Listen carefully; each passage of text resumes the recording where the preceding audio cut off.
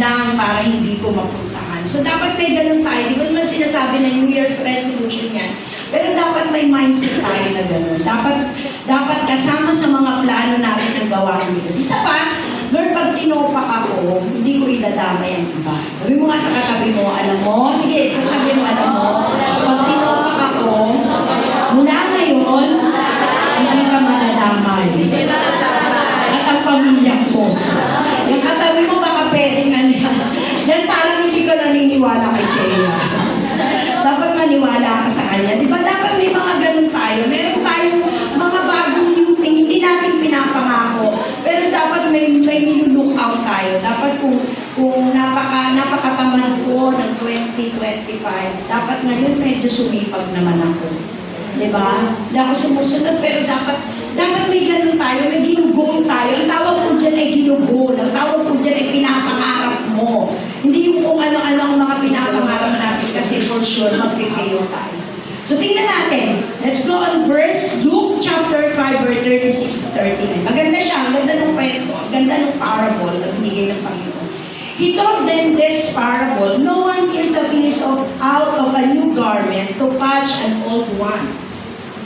Otherwise, they will have turned, the new garment and the patch from the new will not match the old. And no one pours new wine into old wineskin. Otherwise, the new wine will burst the skin, and the wine will run out, and the wineskin will be ruined. 38, no new wine must be poured into a new wineskin. And no one after drinking old wine wants the new, for they say the old is better. Basahin natin ng Tagalog. So sinabi rin ni Jesus sa kanila ang mga talinhaga dito. Hindi ginugupit ang bagong damit para ipagtagpi sa luma. Kapag ginawa ito, masisira ang bagong damit. At ang tagping bago ay hindi babagay sa lumang damit. Wala rin naglagay ng bagong alak sa lumang sisidlang balat, dahil puputok ang sisidlan at matatapon ang alak. At ang sisidlan ay hindi na mapapakinabangan pa. 38, sa halip, nilalagay ang bagong alak sa bagong sisidlang balat. Wala rin taong nakainom na ng lumang alak na nagpaghahangad ng bagong alak. Dahil para sa kanya, mas masarap ang luma. Maintindihan ako dito ng mga mahilig sa alak. Sino mga mahilig sa alak? Dati naman. Sir, hindi yan umiinom. Ngayon. Diba? Sino rito yung mga dating umiinom? Yung umiinom po talaga ng alak. Grabe, nakakatuwa, no? Talagang proud kayo. Sayang, hindi man ako binadi-badi para may testimony naman ako dyan. But anyway, mananalangin tayo, Lord. Maraming salamat kasi meron kang gagawin ngayon sa aming mga buhay. At Lord, tulungan mo kami. Let your Holy Spirit be with us. Mangusap ka sa amin as a ministers and volunteers, as your servant, God. After this word, Lord God, magde-decision kami, Panginoon, that we want to really walk with you, God. Maraming salamat, samahan mo kami, bigyan mo kami ng wisdom, bigyan mo kami lahat na nandito ng understanding, Panginoon, sa iyong salita at lakaran namin ito, panghawakan namin ito, hindi lang buong taon na ito, kundi until you come. Salamat po, pangunahan mo kami, Panginoon. We honor and we praise you, God, in Jesus' name. Amen. Palakpakan natin malakas, Lord. So, tingnan natin. So, our topic for this morning is all about sorting of new from old. Oh, it is important. Tingnan natin mabuti. Pag sinabi kasi sorting, ito yung pagbubukod. Diba? Ibig sabihin, may something kang binubukod. May something kang inaayos, may something kang binubukod para mas maging effective, mas maging mainam. So tingnan natin mabuti, gaano kahalaga ang paghihiwalay ng bago sa luma? Naniniwala po ba kayo na dapat pinaghihiwalay ang bago sa luma? Yes. Alam mo, sa totoo lang, kitang-kita mo naman yung luma. Sige, tingnan mo katabi mo, yan ba ay bago o luma? Diba? Diba? Kitang-kita mo talaga. Kahit naman anong gawin natin, kahit sabihin mong baby face tayo, diba? Pero talagang pag minsan,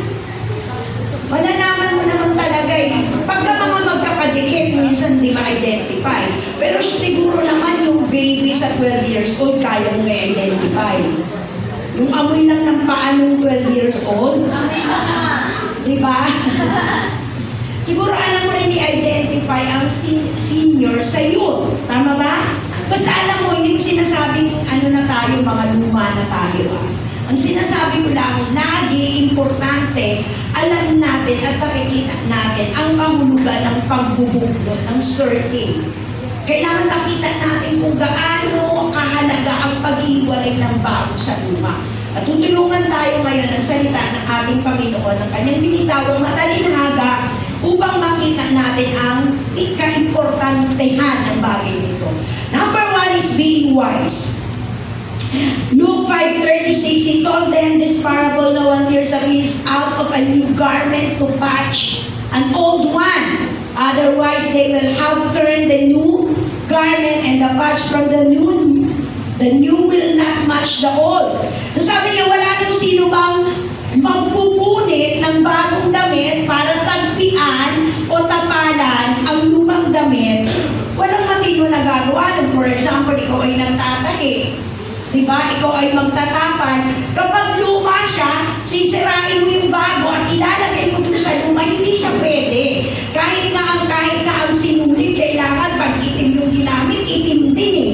Kasi kitang-kita. Ganun din. Okay, sabi ng verse, wala daw sino man ang pupunit sa bagong damit para tagpian at tapalan ang lumang punit na damit. At walang matinong gagawa nun. Okay? Or kahit lumang damit na pupunitin mo tapos itatapal mo sa bagong damit, hindi siya pwede. Hindi bagay. Ginagawa minsan pero hindi siya bagay. Tama ba? Hindi siya aakma. Halata kasi pagtapal. Ano yung sabi mo sa katabi mo? Alam mo? Alam mo. Halata ka na. Ano yung sabi mo? Halata ka na. Yung sa katabi mo, kasi lugi ako sa akin kayo lahat nagsasabi. Masakit yun eh. Isa-isa lang tayo. Sige, sabi mo sa katabi mo, alam mo? Halata ka na. Diba? Hindi bagay kasi halata ang tapal. Sorry for the word, pero wala na sa katinuan ang gagawa nun. Imagine mo, may bago kang damit, gugupitin mo, tapos itatapal mo sa luma, alam mo namang hindi siya magmamatch. Diba? And I have a question. Sino po dito binago ng Diyos ang buhay niya? Sige, taas ang kamay. Diba? Yung mga nag-life retreat, diba, naranasan natin paano tayo binago ng Panginoon? Sabi po ng Corinthians 5:17, 2 Corinthians, therefore is anyone is in Christ, the new creation has come, the old has gone, the new is here. So, isang tao daw, okay, na may Kristo will become new. Bago. So, ibig sabihin, sabi niya, tapos sabi, the old has gone. At pag tinignan mo, hindi ka pwedeng maging bago na hindi nawawala yung luma. Ang daming tao kasi, pinagsasama nila yung bago at luma. Kaya pag tinignan ka, kahit ikaw sa sarili mo, tumingin ka sa salamin, binago yung luma, ay pinagsama mo yung luma at bago, hindi mo ma-identify. Kahit ikaw hindi mo kayang i-identify. Nandiyan po ba kayo? Ang isang taong may Kristo will become new. Magiging bago siya. Mawawala ang luma, okay, pero ang tanong, bakit may mga Kristiyanong sinasamahan pa rin ang lumang pagkatao niya kahit na siya ay binago na ng Diyos? Yun ang mahirap eh. So, really sa word, wala sa katinuan ang pupunin ng damit, ng bagong damit, para ilagay sa lumang damit. Tingnan mo? Kung may katabi mo, sige, tingnan mo. Mukhang matino ba? Sabihin mo, wag mong sayangin ang bagong damit. Kaya ako, yung mga bago, hindi ko sinayang, hindi ko muna nilaban, ayan, sinuod ko. Diba? Alam mo, pag nakita mo, wag mong ipagpapalit sa napakagandang ukay-ukay, yung brand new. Kahit sabihin mo pa yan ay bumili ka ng brand kasi hindi ko sinasabi ko kayo mag-ukay kasi lalo na yung mga yung mga nasa ring, di ba, may mga iba't ibang ano tayong color. Pero ang sinasabi ko, minsan ano tayo, ano to branded to Oo, branded siya, pero second hand siya. Binigyan kita ng damit, 80 pesos, pero ikaw ang unang sumuot. Are you with me? Mahalaga pa rin yun, hindi siya tatagal. Kasi hindi siya branded, pero ang usapan bago ikaw ang una. Tama ba? So napaka-importante na maintindihan natin mabuti yan, kasi the moment na hindi po natin naintindihan, ipagpapalit natin ang bago sa ukay-ukay. Bakit? Sa kagustuhan natin ng branded. Na natin mabuti. Pag ginawa mo yan, lumalabas, hindi ka talaga matino. Kasi ginawa mo ang isang bagay para matalo ka. Una po, dapat maintindihan natin, we need to be wise. Huwag nating pagsamahin, di ba pag luma siya, pag bago-bago. At dapat tandaan natin mabuti bilang Kristiyano, kaya dapat alam natin na tayo ay binago na ni Lord. So dapat hindi naman natin binabalikan lahat ng luma. Di ba? Ginagawa mo na dati, ngayon naman pakunti-kunti ginagawa mo pa rin. Hindi ka pag sinabing bago. Stop mo kahit konti, wag mong tikman. Nasa bago na may bagong alak na huwag mo nang tikman yung luma. Tuwa naman yung iba, at least alak pa din. After ng preaching ko, wala ko talaga, grabe, answered prayer kami. Pwede pala talagang uminom ng alak basta bago. Parang hindi natatandaan ng mga amen Hirap dito. Pas pahabol na lang ako, baka mamaya yung natatandaan. Okay ba? So napaka-importante, alam natin mabuti, being wise. Sabi mo, being wise. Sana lahat tayo, for this 2026, alam na natin. Diba? Hindi na tayo mga batang paslit para paulit-ulit na sabihin na, luma na yan, huwag mo nang balikan. Luma na yan, huwag mo nang isuot. Luma na yan, huwag mo nang ipaglaban.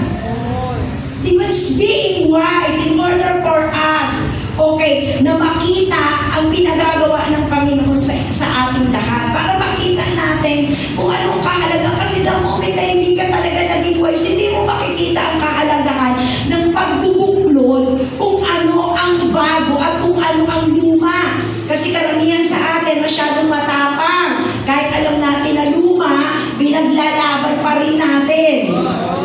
Diba? Kaya ako, alam mo, nag-desisyon ako kahit yung mga Tupperware ko. Kasi may mga gamit ako, mahal ang Tupperware Kaya pala nalugi. Naku, salamat kay Jude. Kaya pala sila nalugi kasi sobrang ganda ng product nila. At nung nabili, wala nang ibang bumili pa. Kasi hindi nasisira.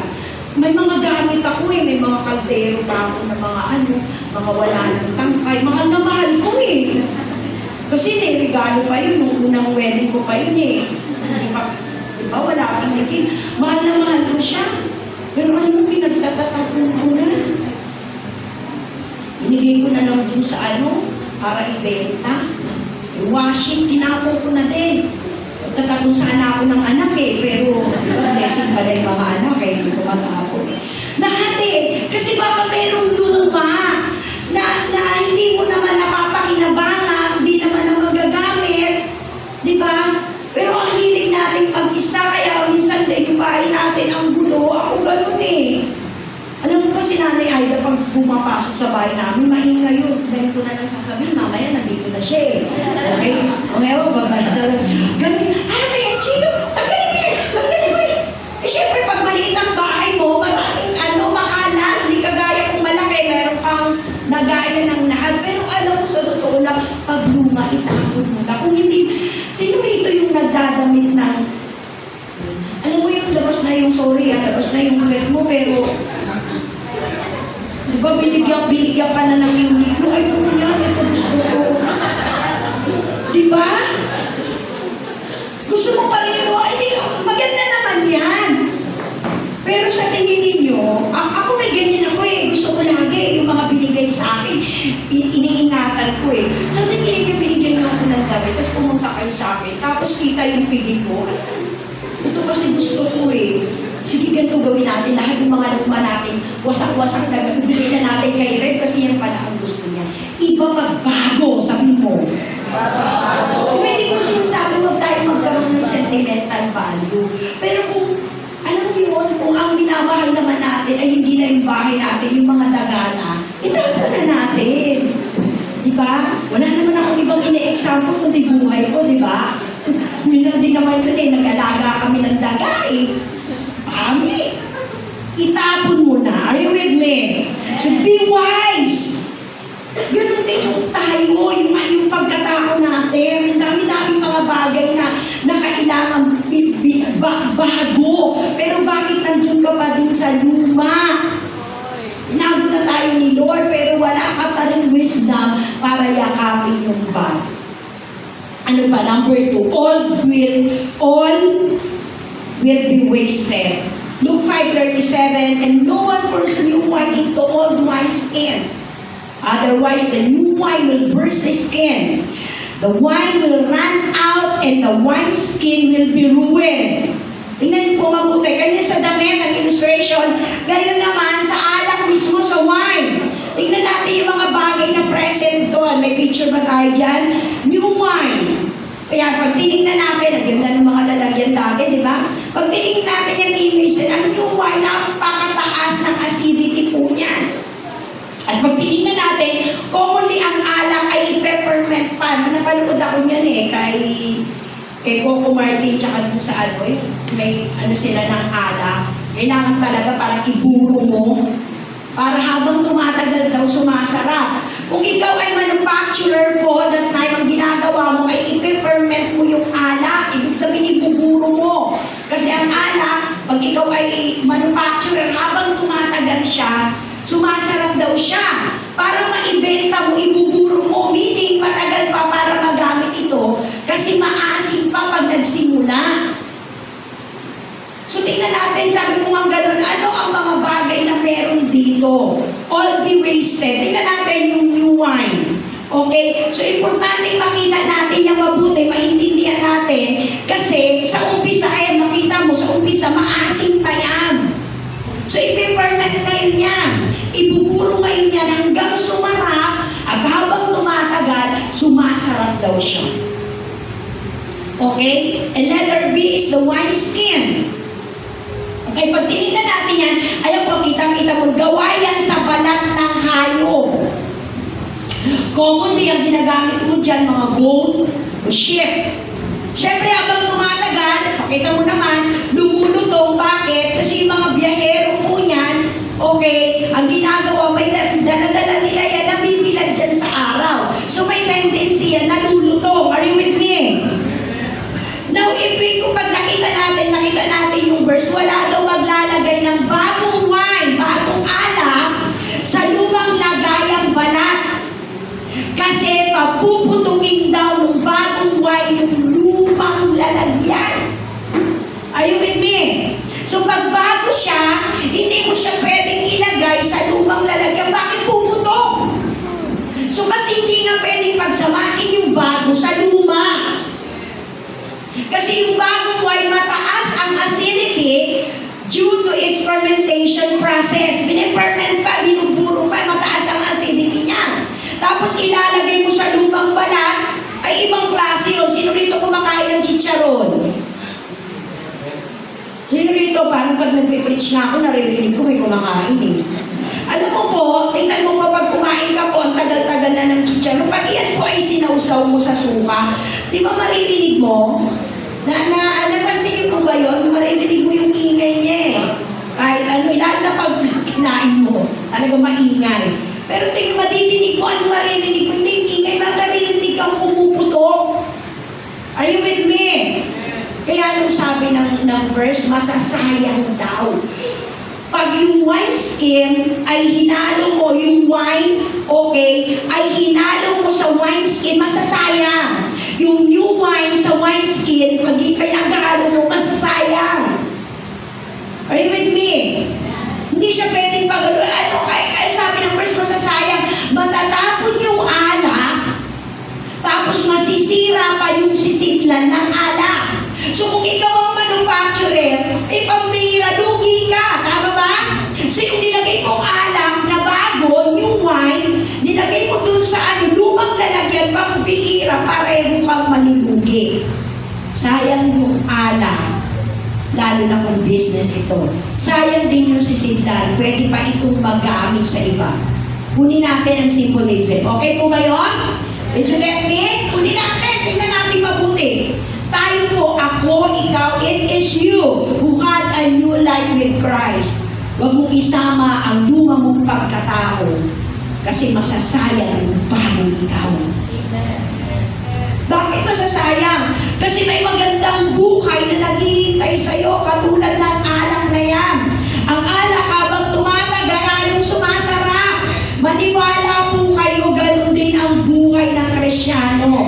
Alam mo, may pagkakataon na na-encounter natin ang ating Panginoon. Nag-life retreat tayo. Akala natin na-encounter natin si Lord yun na yun. Hindi. Habang tumatagal, lalong tinindi ang presence ni Lord sa buhay mo. Kaya dapat huwag mo nang haluan ng luma. Huwag mo lang sayangin sa paghalo ng lumang ikaw kasi may bago. Kaya nga, pag binasa mo talaga yung verse, sabi ng gano'n, you are a new creation, the old has gone and the new has come. May bago, kaya kailangan talaga yung luma i-set aside mo. Kasi hindi mo siya pwedeng paghaluin kasi magugulo. Ano mangyayari sa alak? Sa sabog, gugulo, masasayang. Kasi darating yung time, hindi mo ma-identify kung alin doon ang old wine. Yan ang new wine, pinawing old wine, hindi mo na kaya i-identify alin ang new at alin ang old. A place wherein na nilalagay ang lumang ikaw. Saan ka palagi? Tingnan natin, ano yung lumang ikaw? Saan ka palagi? Nung wala ka pa kay Kristo, ano ang bisyo mo dati? Yan ang old wineskin. Baka mamaya, di ba yung dati, paulit-ulit pa rin ginagawa natin pag walang nakakakita sa atin. Ano yan? Anong bisyo mo? Anong ugali mo dati? Ano ang puso mo dati? Ano ang mindset mo dati? Old wineskin yan. Kailangan mo yung palitan ng bago. Sino lagi ang kasama mo dati? Sinong kaibigan at barkada mo? Old wineskin yan. Dapat hindi mo nakasama sa new wineskin mo. Kasi hindi sila bagay. Ano sabi? Ito burst. Ibig sabihin ito ay sasabog. Puputok. Hindi pwede gugulo. Masasayang yung bagong ikaw. And question, bakit sinasabing pati yung old wineskin sayang? Sige nga, tingnan mo, kung yung new wineskin ay sayang, at ano, bakit pati yung old wineskin ay sayang? Tingin nyo bakit? Masisira, ano pa? Kasi masisira siya. Sa sabog. Masasayang. Okay? Yung wine talaga, okay, sayang. Pero yung old wineskin, bakit sayang? Since old naman, bakit sayang siya? Kasi pwedeng may paggamitan pa ng old. Yes. Pero dahil pinaghalo mo, sinayang mo. Ganun din sa lumang old wineskin. Alam niyo ba, yung lumang old wineskin natin, ayan yung luma natin, ang tawag na lang dapat dyan, hindi mundo, ang tawag dyan, testimony mo. Are you with me? And it is very useful to delivers the old. Kaya huwag natin sayangin. Lahat ng nangyari sa buhay natin, it is our testimony. Pero sana hindi natin hinahalo sa bagong tayo. Kasi kaya hindi nakikita si Kristo. Kasi kahit nasa bago ka, hinahaluan mo ng luma. Kaya yung testimony mo, yung nakaraan mo, yung lumang wineskin mo, yung old, ay hindi papakita ng kaibahan sa bagong ikaw. Kaya wag mong pagsamahin. Mahirap pagsamahin yung bagong buhay kay Kristo sa lumang pagkatao. Maniwala po kayo. Bago ka na pero enjoy ka pa rin kasama ang lumang tao. Naku, darating yung time gugulo at hindi mo ma-identify kung saan ka. sayang kung bago ikaw. Bago ka lang, pero yung lumang galing sa puso mo, binabalikan mo pa. Naku, hindi walang mangyayari sa'yo. Bago ka na, huwag mo nang kunin yung luma. Bago ka na, pero yung bisyo mo, luma pa rin. Naku, hindi siya pwede. Dapat ngayon, dati ang dami mong bisyo. Dapat ngayon, ang bisyo mo, Word of God na. Dati kung parang nanginginig ka pag hindi ka nakatikim ng alak, dapat ngayon, nanginginig ka pag hindi ka nakakapagbasa ng Word of God.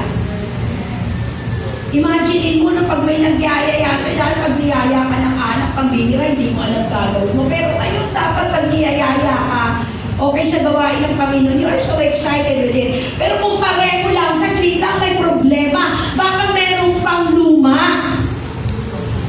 Sinama mo sa bago. Dapat ang bisyo na natin ngayon ay hindi na chismis. Dapat ang bisyo natin ngayon ay prayers. Amen. Bakit bago na eh? Kaya sana, sa nights of breakthrough, simula bukas, kumpletuhin mo. Dati nga 9 days eh, 9 na madaling araw, pinukumpleto mo eh. Ngayon 5 lang, hindi mo kaya. Diba? We have the nights of fire. Ang tindi, maraming i-break ang Panginoon. Maraming iaayos ang Panginoon natin for 5 days nating prayer and fasting. Okay, pagpupuri sa Panginoon, grabe ang gagawin ng Panginoon. So number 1, bakit kailangan? Okay, ihiwalay ang bago sa luma. Number 1, ang anong kahalagahan nito? Being wise. Number 2, all will be wasted. So makikita natin, imbis mapapakinabangan pa, walang mapapakinabangan yung old at saka new, lahat masisira sa sabog, nakakapanghinayang pag tinignan natin mabuti. Okay? E dapat maintindihan din natin, hindi lang yun. Number 3, you will experience a new place, a new testimony. Luke 5:38, the new wine must be poured into new wineskin. Sabi niya dapat talaga ang new wine daw ay nasa new. Ang bagong alak ay nasa new wineskin din. Nandun siya sa bagong lalagyan. Kailangan mong tugma. Kasi nga sabi ko kanina sa sabog, kung luma at masasayang. Pangalawa, as I said, fermentation, pagbagong wine. Pag sarado po o sealed, yung lalagyan doon nagaganap ang proper fermentation.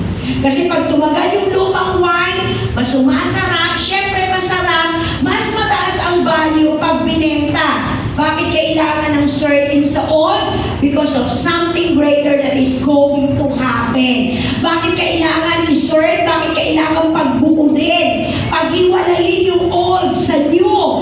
Bakit? Kasi nga something greater is going to happen.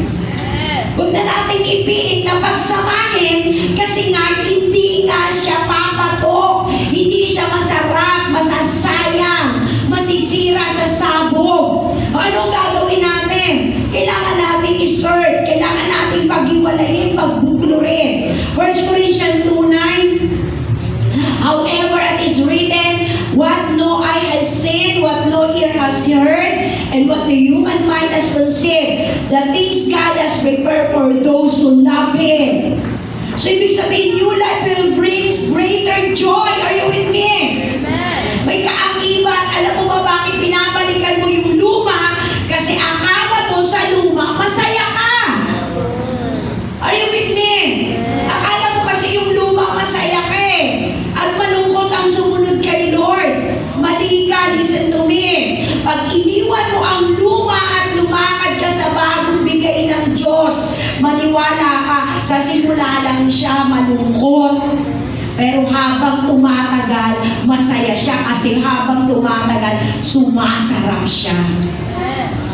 Kaya niya mo, kaya nga ang ganda ng talinaga ng Panginoon, tinalinaga niya, ang ginamit niya, okay, ay alak eh. Kasi di ba habang tumatagal, akala mo yung alak ayaw na yun eh, yung bagong alak na iniinom, akala mo yung sarap na sarap ka. May binigay sa'yo na luma, may binigay, yung lumang alak, yun ang gusto mo. Binigyan ka ng bago, ayaw mo ng bago. Bakit? Kasi hindi siya masarap. Hindi mo siya gusto, hindi mo siya nakasanayan, pero magugulat ka habang tumatagal, sumasarap siya. Alam mo, sa totoo lang, yung pagkilala natin sa Panginoon at paglilingkod natin sa Panginoon, hindi siya masaya sa simula. Parang ang dami mong babaguhin, tama ba? Parang ang daming ipapasunod sa'yo, parang ang daming tinuturo sa'yo. Pero pag nilakaran mo, magugulat ka, habang tumatagal, umaalwan. Akala mo lang mahirap, pero sa totoo lang, yun ang magpapasarap sa buhay mo.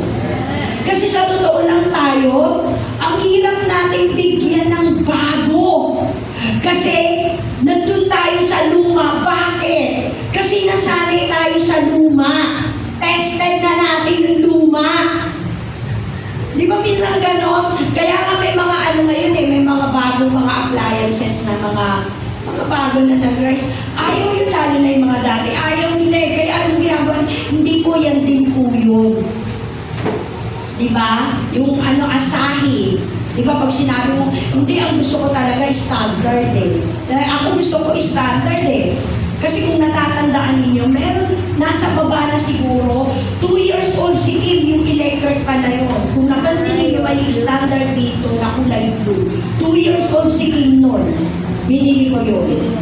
Ay, hindi pala, nangutang ako, tapos kailangan bumili ka. Nagulugan si Kim kung ako nasa market pa naman, kailangan maganda yung kwento ko, tamang-tama na. Totoo yun, dahil dati pag nangutang ka, kukuha ka ng item tapos babayaran mo din. Ako, alam na alam yung mga nangutang yan natin. Ganun kami. 2 years old is standard, kaya nung naghanap ako, sabi ko, ay hindi ko gusto ko po standard, kasi yung dati ko matibay. Ay hindi po yung Asahi ko, yan po yung dati rin standard. Hindi ko alam kung ginoyo ako Hindi ko pa Mahilig tayo sa luma, pero mayroong pinapatikim sa atin ng bago. Diba? May pinapakita sa atin na bago Diba dati hindi tayo ganun nag-aayos. Ako yung mag-ayos kasi baka sabihin nila mayaman ako utangan nila ako Alam mo, sa totoo lang, kahit nag-ayos ka, alam din nila na wala kang pera. Yakapin mo na lang yung bago. Amen ba? Are you with me? Babalikan mo kasi yung luma kasi akala mo masaya ka doon Akala mo kasi dati kasi yung dati wala naman ako sa church. Dati naman, magsisimba lang ako pag trip ko. Walang pastor na nanginila sa akin. Walang life group leader na araw-araw. Ano ba yan? Sa isang linggo, kailangan magpapakain ako. Kaya wala yung dati walang gastos. Pero yakapin mo yung bago. Kasi alam mo, yung bago pag tumagal, masarap.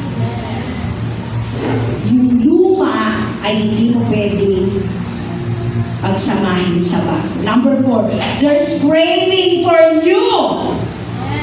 Luke 5:39, and no one after drinking old wine wants the new. Wants the new, for they say the old is better.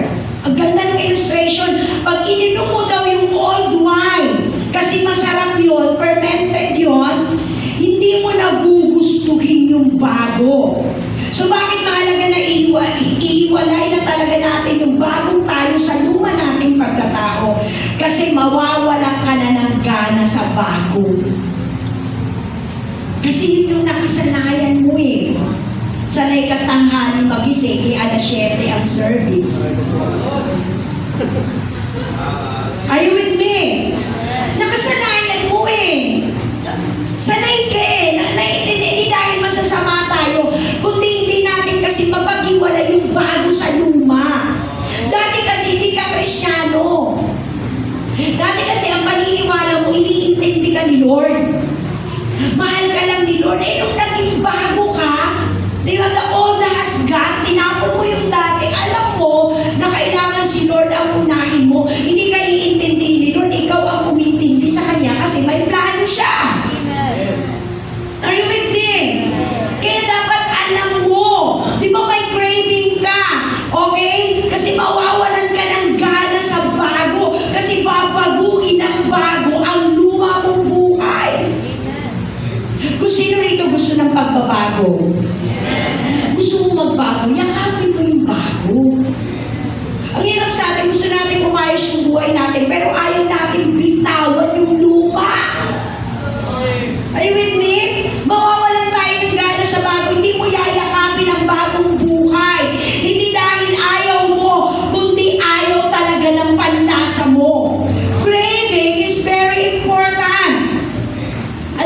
po ba, kapag ka ang babae ay buntis, na ang tawag doon, naglilihim, napaka-importante sa amin na yung gusto namin pagkain, makain namin.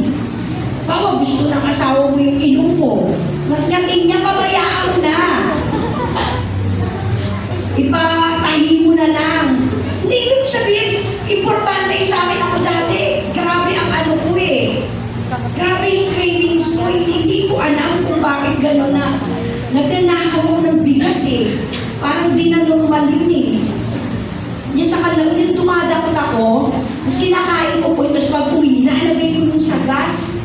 So, kung kakainin. Kaya parang mukhang gasikin eh. Hindi ko alam kung bakit, pero ano eh, gusto ko ng parang bago. Gusto kong kumain ng ganon. Yung mga taong nasanay kumain ito, hinahanap-hanap ito. Kaya di ba pag nasanay ka ng matamis na spaghetti, ayaw ko ng Italian. Tama ba? Kasi nasanay ka eh. Yun yung panlasa mo, hindi dahil ayaw mo, pero yun ang panlasa mo. Dati po ako, hindi ako makain ng gulay. Yung mga yung mga lettuce, yung mga salad na ganyan, ayaw ko ng ganyan. Kaya lang napunta ako sa mga tao, hindi ko alam kung anong uri ng tao mahilig sa mga hilaw. Na gulay, na hinuhugasan lang, karos, lahat na lang hinuhugasan nila. Pero nung nasanay ako, hinahanap-hanap ko, hindi ako nagpaparinig sa mga gumagawa ng salad dito. Pero gano'n na din yun, di ba? Hinahanap-hanap ko. Gusto ko siya. Kailangan ibang i-mention pa dito para gumawa kayo. Minsan naganda rin yung picture ka eh, no? Mamaya meron na yan. Pero minsan talaga wala. Okay? Imagine mo na lang ang nutrients na dala nung ilang laging kumakain. Okay, tingnan mo ah. Dati, ang mga kabataan ngayon ayaw ng palaya. Yung okra, tama? Mabait sa panlasa nila. Pero alam mo, yung mga taong nasanay dito, pag kinakain nila, siniyan, pumunta kami sa City Buffet, kinuha okra tsaka ang palaya. Ano mga batang to? Nasanay. Imagine mo ang nutrients na dala nito dati sa mga taong kumakain nito. Nasa simula naman ay hindi nila kinakain. Managing blood sugar, boosting immunity, aging, digestion. Kaya malapit mo na kainin ng okra. Saan kailangan mo mag-reach eh? Diba, huwag yun naman ako masyadong madaliin sa okra. Yung mga masasaknot, alam mo yung madudulas. Okay? Alam natin kung ano ang promise ni Lord. Listen to me. Alam mo, church, alam naman natin ang promise ni Lord na once lumakad tayo sa kalooban niya. Tama po ba? Pero bakit hindi natin ginagawa? Hindi natin ginagawa. Hindi dahil masasama tayong tao. Hindi dahil talagang ayaw natin. Kasi alam mo, mas gusto pa rin talaga natin ang luma at hindi natin siya kayang bitawan.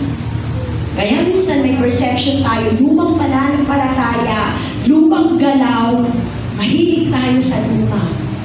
Tinitikman pa rin kasi natin yung luma. Sinasama pa rin natin sa buhay natin yung luma. Kaya minsan, alam mo, may maganda ng ginagawa si Lord. Amen po ba? Napansin niyo ba sa buhay natin, sa anak natin, asawa natin, pamilya natin may ginagawa si Lord. Pero alam mo ba, na hindi yan ang gusto ni Lord pa para sa iyo. May higit, isa na lang kulang. Iwanan mo kasi yung luma. Hindi siya pwedeng pagsamahin sa sabog siya eh. Iwanan mo. Kasi pag iniwan mo, yung bago ang magpapasarap ng buhay mo. Are you with me? Parang nalulungkot na po kayo. Gusto niyo ba talaga yung lumang alak? Sinabi ko naman, di ba, na yung bago, pag tumagal, magiging luma. Pero wag mong pagsamahin yung bago sa luma.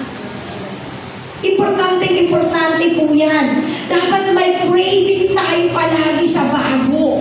Ngayon Ngayon, inayos ko ang ating vision, inayos ang ating mission, mahaba siya eh. Diba? At inayos yung core values natin. Dapat nag-crave ka sa bago. Ay, bago yan, gusto ko yan. Ganito na, nasa life giver ako, ganito ang DNA ng life giver. Nag-crave ka dapat bago. Hindi yung ano, ayan na naman. Panibago na naman, pambira. Hindi nga ako makarating ng 5:30 na call time, ginawa pang 5:15.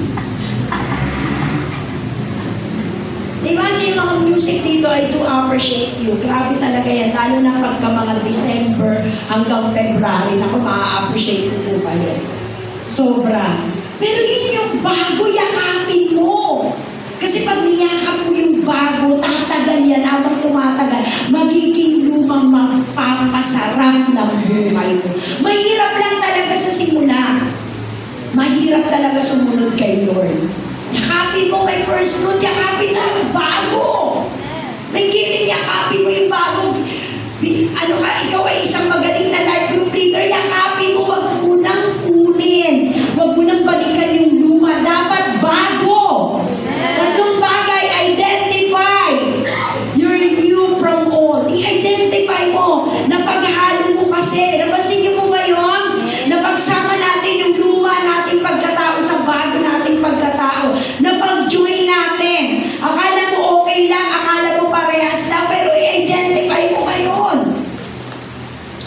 Failure to identify your new or from old is identifying your new life in Christ. Kapag hindi mo yan na-identify, mag-fail ka sa buhay na meron ka ngayon kay Kristo. Dapat ma-identify mo yung lumang mga tao na nagbabalik sa'yo sa makamundo, sa bagong tao na nag-aakay sa'yo papunta kay Kristo. Kasi alam mo talaga, pag hindi mo na-identify, tingin mo dito sa taong to, dito ka sasaya. Dito sa taong to, pakiramdam mo, pag sila ang kasama mo, buo ka, bida-bida ka. Pero at the end of the day, makikita mo, hindi magiging maganda. Dapat ma-identify mo yung lumang bisyo mo kasi hindi ito na mapapapalitan ng bagong lifestyle na galing sa Diyos. Dapat ma-identify mo yung lumang mindset mo na puro fear. Palitan mo ng mataas na pananampalataya. Lumang mindset natin na puro doubt. Dapat mapalitan ng mindset na all out. Lumang puso na may galit, magkaroon ng puso na malaya. Lumang emosyon na puro tampo, magkaroon ng emosyon na masaya. Dapat i-identify mo. Are you with me? Identify your new from old.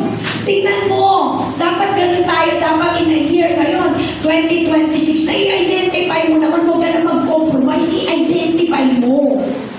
Kasi pag hindi mo ginawa yan, ikaw ang mahihirapan, matatapos mo ang 2026.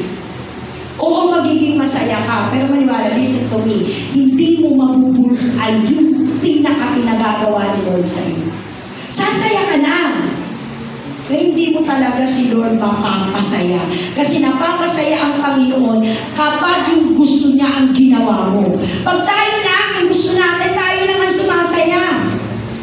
Pero mapapasaya mo si Lord kapag ang tawag doon na point out mo talaga, na bullseye mo talaga kung ano ang gusto niya. And truly, pag napasaya mo ang Diyos, ibang klase ang Diyos gumalaw. Sa tao nga, pag napasaya mo, iba na eh. Sa Diyos ba? Are you with me? Number 2, what you're going to do, what we are going to do, admit that it is hard for you to sort it. Sa admission, nagsisimulang umiwas sa luma. Hindi po siya madali. It is better to admit than to normalize. Amen. Mas maganda pang i-admit mo na oo nga, no? Namumuhay pa talaga ako sa luma. Sumusundot-sundot pa sa akin yung luma. Nakakapuslit pa sa pagkatao ko yung luma. I-admit mo. Kaysa i-normalize mo. Kaya sabi mo, hindi lang naman ako ganito. Ang dami nga leader dyan, ganyan eh. Ang dami ng Kristyano, higit pa sa akin. Hindi eh. It is better to admit than normalize. Huwag kang masanay sa mali. Huwag kang masanay sa sa luma. Pag di mo inamin, magiging pangkaraniwan sa iyong pagsamahin ang luma sa bago. Sa pag-amin, magsisimula ang repentance. Sa pag-amin, magsisimula ang pag-iyak. Sa pag-amin, bibigyan ka ni Lord ng mindset to decide. Umamin at umamin upang, mahihirapan umalis sa luma. Umamin ka kasi ang hirap eh. Di ba dapat may mga inaayos din sa atin? Dapat may mga ugali din tayo na hindi tayo bossy type. Are you with me? Just always remember, hindi lang ikaw ang tao sa mundo. Kahit sa pamilya mo, hindi lang ikaw ang anak. Ang daming anak. Hindi lang ikaw ang nanay, maraming nanay. Hindi lang ikaw ang asawa, maraming may asawa.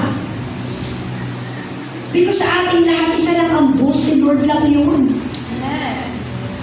Di ba hindi natin pwedeng ipaglaban ang isang bagay na hindi naman talaga tayo ang nakaposisyon doon? Are you with me?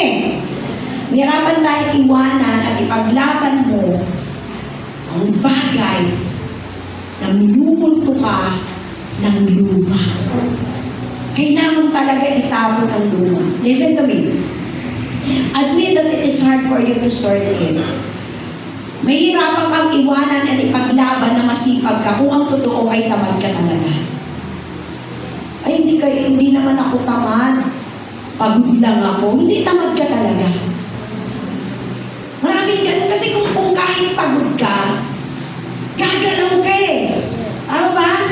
Pero kahit natulog ka ng tulog, pag tamad ka, hindi ka gumagalaw eh. Are you with me? So, aminin mo ay hindi talaga, hindi ako pagod. Tamad talaga ako. Admit that it is hard to sort it. Mahirap ang iwalayin. Ano ba? Okay? Alam mo kahit ang totoo, hindi. Dapat iwanan mo na kung hindi mo talaga alam mag-decide, kung magpaturo ka.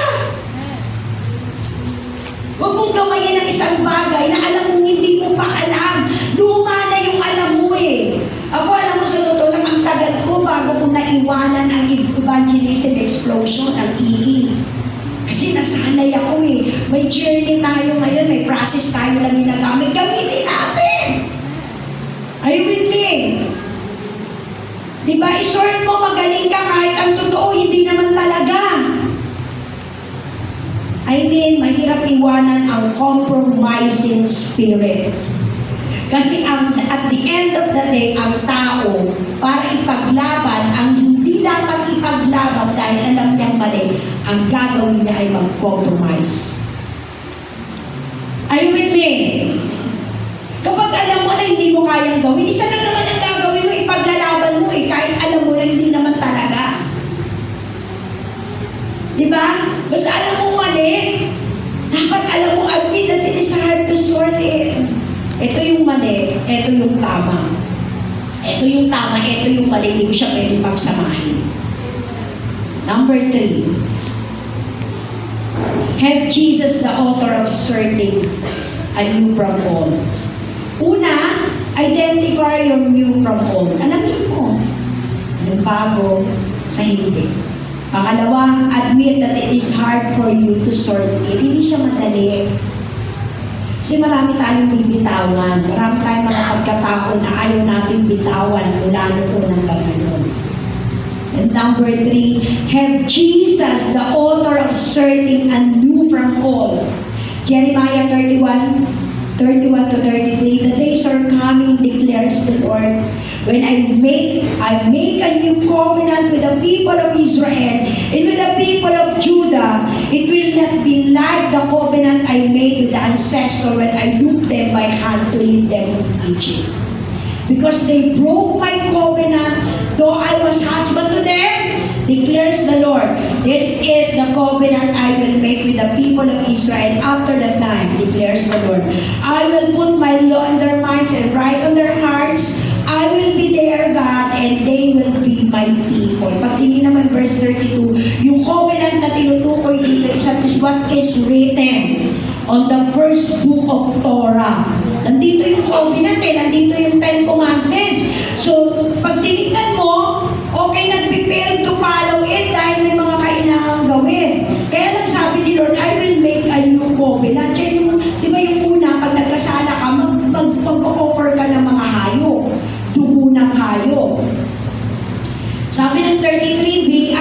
put my law on the minds of people and write there on their hearts. Ayan na yung new covenant na ginawa ng Panginoon when Jesus died on the cross. New covenant yan. Yan yung nagpapago ng buhay natin upside down. Yung pag-o-offer kasi ng hayop ay gawa ng tao.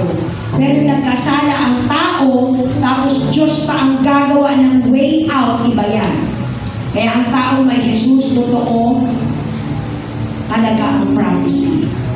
Yung law mailalagay sa mind, sabi ng verse. At yung law daw, yung utos mailalagay sa isip. Okay? At yun daw ay tumatatak sa puso. Life giver bagong silang, napakahirap mag-start ng new life sa old life. Mahirap yan. Mahirap yung paghiwalayin. Simple lang, basta siguraduhin mo talaga na may Jesus ka. Huwag na huwag kang aalis kay Jesus. Huwag kang matigas ang ulo. Sumunod ka kahit mahirap. Sumunod ka kahit masakit. Yakapin mo ang bago kasi pinagod ka ng madaming taon ng luma na pinaglalaban. Ang tagal na nating pinaglaban, okay, ang lahat ng luma. Pero bakit naman hindi natin hayaan kayo na ipaglaban ng bago? In the moment, ako I found out eh. Yes, God, gumaganda naman ang buhay mo. Grasya ni Lord yan eh, biyaya pa na bumumantin. Pero alam mo, iba pa rin ang puso ng may pagsunod. Iba pa rin talaga pag yung ginawa mo, yung totoong pinagagawa sa iyo, Lord. Iba yun eh. Wala man effect siya sa tingin mo, pero ang tawag dun ay talino. At biblically, kung anong tinanin mo, aanin. At ang maganda kayo, Lord, pag umani ka, buong bakit. Magtanim tayo ng magandang ugali. Tama ba? We're not perfect, pero magtanim ka rin ng magandang ugali. Nagtatanim tayo ng pera, that's good. Pag nagtanim ka ng pera, aanin mo, pera din eh. Pero magtanim ka din ng magandang ugali para umani ka ng magandang ugali. Magtanim ka ng pagmamahal kasi ang gusto mo ng pagmamahal. Ganun. Ako ang panalangin ko, mahiwalay natin yung call sa iyo. Ngayon may ino-offer ang Panginoon sa atin ng bago. Yakapin natin kung ano yung bago. Walang hesitation, walang compromising spirit. Yakapin natin kung ano yung bago. Kasi sa bago, doon tayo aayos at doon tayo lahat sasaya. Mahirap lang siya kasi wala sa panlasa mo. Hindi mo gusto bago sa panlasa mo.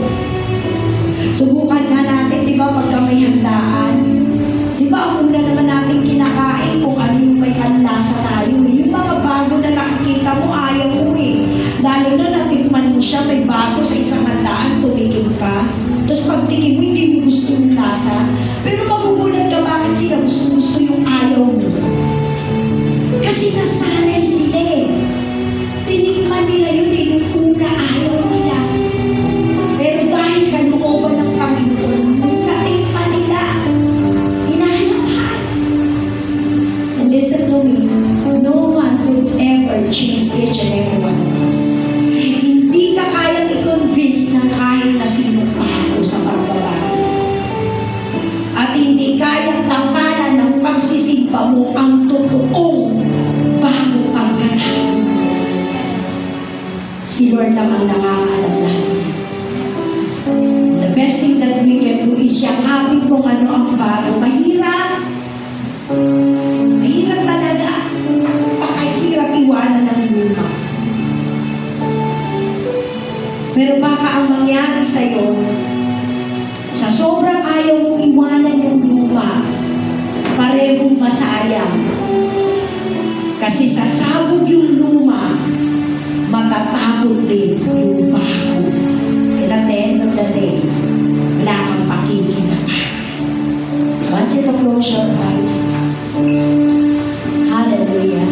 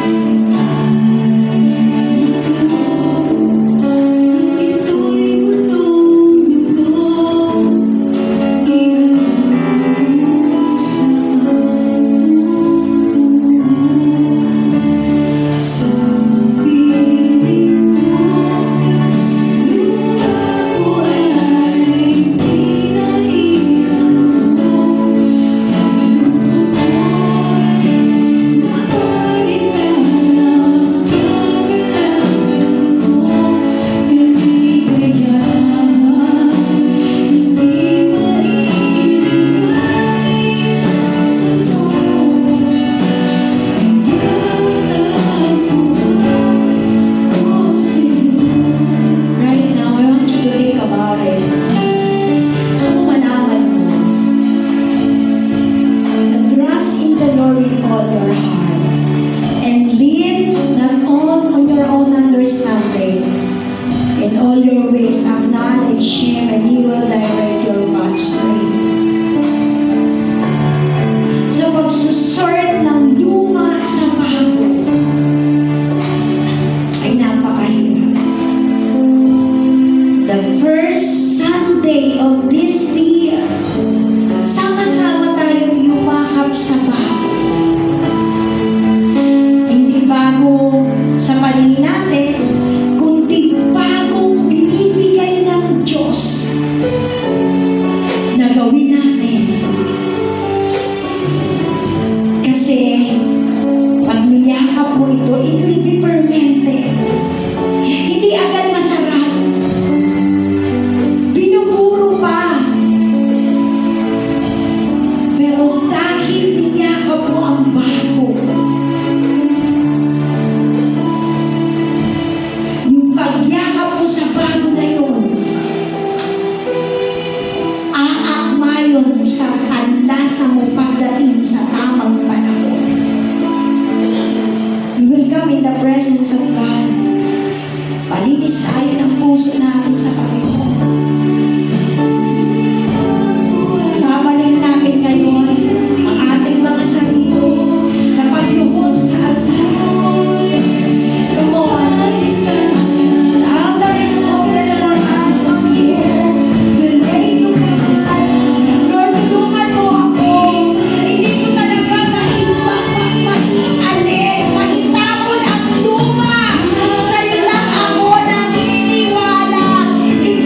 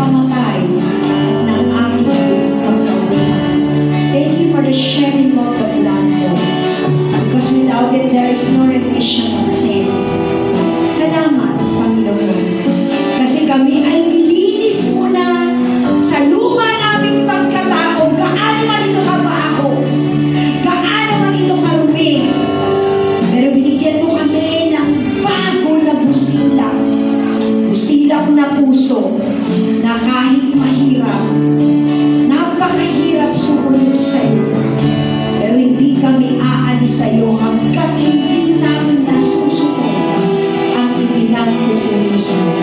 We honor you, Lord, in Jesus' name. Inumin ko namin.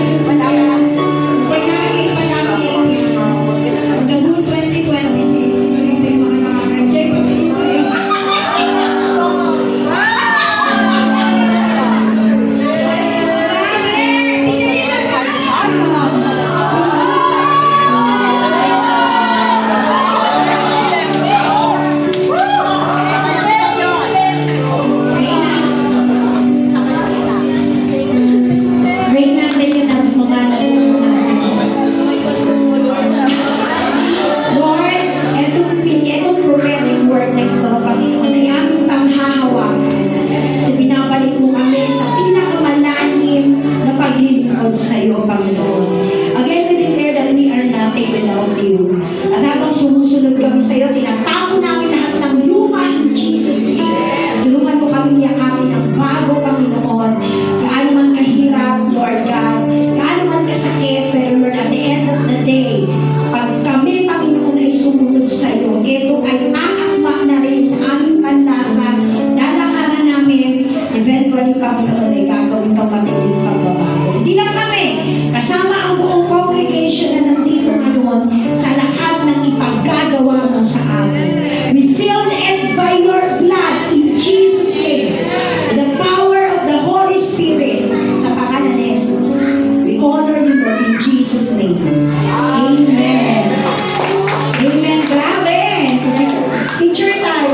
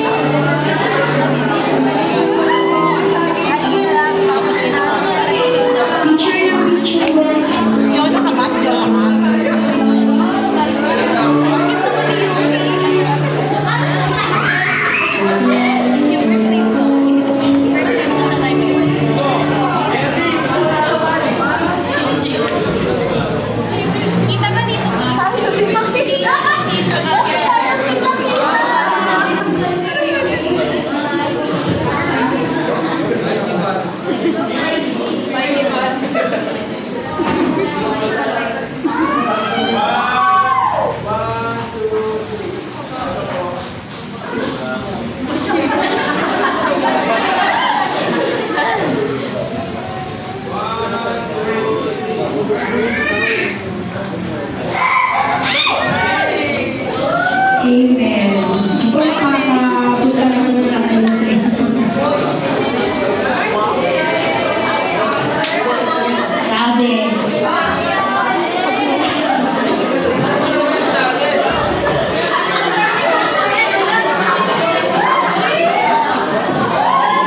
Amen. Gusto ko lang pong sabihin sa lahat, okay?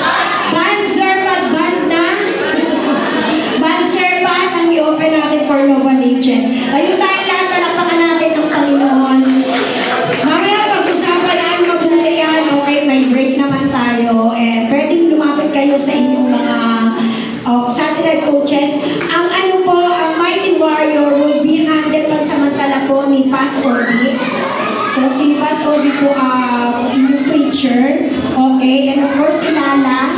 Pero aayusin mo natin yan. Hindi natin alam. Mamaya si Ray Mark ang mapupunta talaga. Natin alam di ba kung anong kalooban ng Panginoon dyan. Magulat ka na lang, nag-preach na si Ate Mina. Pero as of now, ayos pa lang natin. Okay, mubay palpakan natin ng malakas ang Panginoon. Tapos natin mamaya. Okay, kahit wala ng greetings bago kayo lumabas, batiin yung isa't isa. Hindi natin paalala palagi natin. Pag may nakikita tayo na medyo magaspang yung ugali, hindi na floor wax, medyo hindi na kaya, pwede natin sabihin, oy, tanggalin mo na yung luma, bago na. Kasi sa atin ang